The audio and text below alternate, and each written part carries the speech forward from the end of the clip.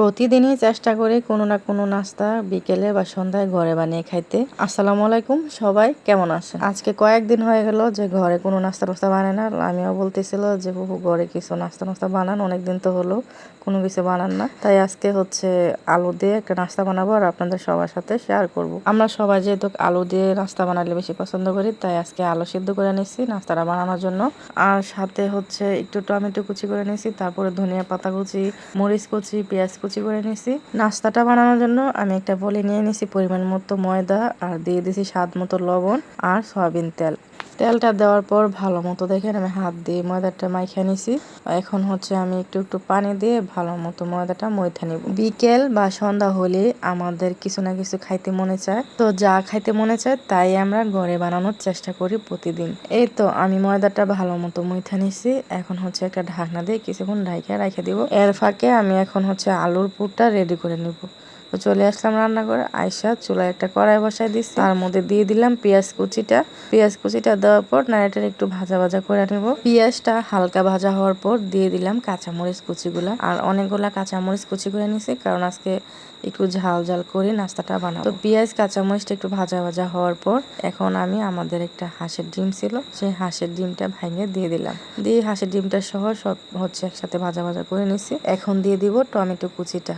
তো টমেটো কুচিটা দেওয়ার পর নাড়াটেরা টমেটো কুচিটা একটু ভাজা ভাজা করে নিছি। এখন দিয়ে দিব হচ্ছে যে সিদ্ধ আলুটা হচ্ছে ভাঙে রাখছিলাম, সে আলুটা। তো আলুটা দেওয়ার পর এখন দিয়ে দিব স্বাদ মতো লবণটা দেওয়ার পর দিয়ে দিলাম 1 চা চামচের মতো হচ্ছে হলুদের গুঁড়া, আর দিয়ে দিলাম 1 চা চামচ মরিচের গুঁড়া, দিয়ে দিলাম ধনিয়ার গুঁড়া, জিরা গুঁড়া দিয়ে এখন হচ্ছে ভালো মতো নাড়াটেরা আলুটা একটু ভাজা ভাজা করে নিব। আজকে কয়েকদিন ধরে কোনো নাস্তা নাস্তাই ঘরে বানানো হইতেছে না, কারণ আমার শরীরটা বেশি ভালো ছিল না। তার জন্য আজকে খুবই কম সময়ে এবং সহজভাবে একটি নাস্তা বানাইতেছি। আর এই নাস্তাটা খাইতেও কিন্তু অনেক বেশি মজা লাগে। আলুটা একটু নাড়াটেরা ভাজা ভাজা করে নেওয়ার পর এখন দিয়ে দিতেছি একটু চাট মশলার গুঁড়া, তারপর দিয়ে দিব কিছু ধনিয়া পাতা কুচি। তো ধনিয়া পাতা কুচিটা দিয়ে আবারও একটু নাড়াটেরা আলুর পুরটা আমি হচ্ছে রেডি করে নেব। আলুর পুরটা এভাবে করলেও ভালো লাগে, আবার এর সাথে হচ্ছে যদি মাংস দিয়ে করা যায় তাহলে তো আরো বেশি মজা লাগে। তো আমি আজকে হচ্ছে মাংস দিয়ে করি নাই, শুধু একটা ডিম দিয়ে দিছি সাথে।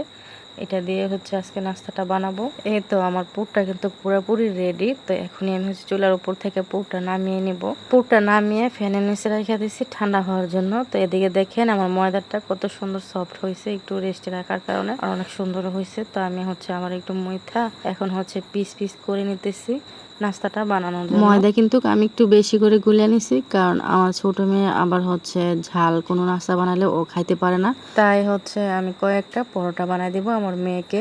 আমরা যখন হচ্ছে কাঁচামরিচ কাটতেছিলাম তখন বলতেছিলাম যে আজকে ঝাল ঝাল করে নাস্তাটা বানিয়ে খাবো, তখনই আমার মেয়ে বলতেছে যে আম্মা তোমরা এত ঝাল ঝাল করে যদি নাস্তা বানিয়ে খাও তাহলে তো আমি খাইতে পারবো না। তো আমার মেয়েকে বলছিলাম যে তোমাকে আমি হচ্ছে পরোটা বানাই দিব, তুমি যদি না খাইতে পারো। তো তাই হচ্ছে একটু বেশি করে ময়দা গুলা পরে এই তো আমি কিন্তু রুটি বানিয়ে নিছি, দেখেন বড় সাইজের একটা। আর রুটিটা হচ্ছে বেশি পাতলাও না আবার বেশি ভারীও না, এইভাবে হচ্ছে রুটিটা বানিয়ে নিছি।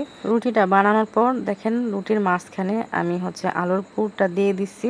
যতটুকু পুর লাগবে আমি ততটুকু পুর দিয়ে রুটির সাইডটা সুন্দরভাবে ভাঁজ দিয়ে দেখেন মোড়াই নিতেছি। সবাই দেখা বুঝতেই পারছেন যে নাস্তাটা বানানো অনেকটাই সহজ, অত আহামরি কোনো কষ্ট না। একটা নাস্তা তো বানানো হয়ে গেছে খুব সহজে। তো এটা একটা প্লেটে রাখা পরে হচ্ছে আমি আরো একটা নাস্তা বানাবো। তো আটাটা নিয়ে আমি আবারও একটা বড় সাইজের রুটি বেলে নিতেছি। এই তো রুটিটা বেলা হয়ে গেছে। এখন এই রুটিটার মধ্যে সেম ভাবে ওটার মতো আবারও হচ্ছে পুর দিয়ে দিতেছি। তো পুরটা দিয়ে রুটির চার সাইডটা আমি হচ্ছে সুন্দরভাবে ভাঁজ দিয়ে ভালো মতো মোড়ায় নেব। অনেকেই হয়তো ভাবতে পারে যে এভাবে তো হচ্ছে আলু পরোটাও বানিয়ে খাওয়া যায়, কিন্তু এটা আলু পরোটার মতো না, এটার স্বাদে অন্যরকম। আর আলু পরোটার স্বাদে কিন্তু আরেক রকম। তো দেখেন আমার এই নাস্তাটা বানানো হয়ে গেছে। তো একইভাবে আমি সবগুলো নাস্তা বানিয়ে নিছি। তো আমি হচ্ছে নাস্তাগুলো বানাইছি, আরেক পাশে লামিয়া আমার মেয়ের জন্য পরোটাগুলো বানাই নিছি। এখানে 6 পিস নাস্তা হয়েছে, তো আমি 6 পিস নাস্তা বানাই নিছি, বাকিগুলো দিয়ে লামিয়া পরোটা বানাই নিছে। নাস্তাগুলো যেহেতু বানানো হয়ে গেছে তাই আর দেরি করবো না, সাথে সাথে চলে আসলাম রান্নাঘরে। আইসা চুলার উপরে প্যান বসা দিলাম একটা। তো প্যানের মধ্যে দিয়ে দিলাম সয়াবিন তেল। তেলটা একটু গরম হওয়ার পর দিয়ে দিলাম 2 পিস নাস্তা। আর এই নাস্তাগুলো ভাজবো মিডিয়াম আছে, কারণ বেশি জাল দিলে কিন্তু নাস্তাটা উপর সাইড দিয়ে পুড়ে যাইব, ভিতরে সাইড দিয়ে ভালো মতো হচ্ছে ভাজা হবে না। এই তো এই নাস্তাগুলো একটু উল্টে পাল্টে ভাজা নিছি। এখন হচ্ছে আমি নাস্তাগুলো উঠাই নিতেছি। এগুলি উঠাই নেওয়ার পর আবারও দিয়ে দিতেছি তেলের মধ্যে। যারা কোনোদিন কোনো নাস্তা বানায় নেয় তারা কিন্তু এভাবে নাস্তা বানালে খুব সহজেই নাস্তা বানিয়ে নিতে পারবে। এই নাস্তাটা অনেকটাই সহজ। আর যারা আমার ভিডিওটা দেখছেন তারা তো বুঝতেই পারবেন যে নাস্তা বানানো কতটা সহজ। আর এই নাস্তা বানানোটা যতটা সহজ আবার অতটা মজাও লাগে। তো দেখেন ওই নাস্তাগুলো উঠে আবারও আমি কিছু নাস্তা দিয়ে দিলাম। তো এভাবে করে আমি হচ্ছে সবগুলো নাস্তা ভাজা নিব। এই তো এই নাস্তাগুলো ভাজা হয়ে গেছে। তো এগুলো আমি উঠাই নিতেছি। এগুলা উঠে নিলে আমার হচ্ছে ভাজাভুজির কাজ শেষ। তো দেখেন সবগুলা ভাজাভাজি শেষ করে চলে আসলাম আমরা গরম গরম খাইতে। তো দেখেন প্রথমে আমি একটা নাস্তা ভাঙ্গে আপনাদের সবাইকে দেখাইতেছি। নাস্তাটা কিন্তু অনেক সুন্দর হয়েছে আর অনেক বেশি মজাও হয়েছে। তো আমি লামিয়া, আমার আম্মা, আমার মেয়ে আমরা হচ্ছে বসে পড়লাম খাইতে। পাশে বসে আমার মেয়ে বলতেছিল যে আম্মা আমাকে একটু ভাঙ্গে দাও, দেখি আমি জাল খাইতে পারি কিনা। পরে আমার মেয়েকে আমি হচ্ছে ভাঙ্গে অল্প একটু দিছি। দেওয়ার পর বলতেছে যে সস দিয়ে খাইতেছি তাই মজা লাগতেছে, অত ঝাল লাগতেছে না। তো আমি বললাম যে যদি ঝাল না লাগে তাহলে তুমি খাও, ঝাল খেয়ে একটু অভ্যাস করো। পরে ও খাইতেছে আর বলতেছে যে আম্মা নাস্তাটা অনেক বেশি মজা হয়েছে। আমার আজকের এই সহজভাবে নাস্তাটা আপনাদের সবার কাছে কেমন লাগছে অবশ্যই কমেন্ট করে জানাবেন। তো আজকে এই পর্যন্তই বিদায় নিয়ে নিলাম। সবাই ভালো থাকবেন। আল্লাহ হাফিজ।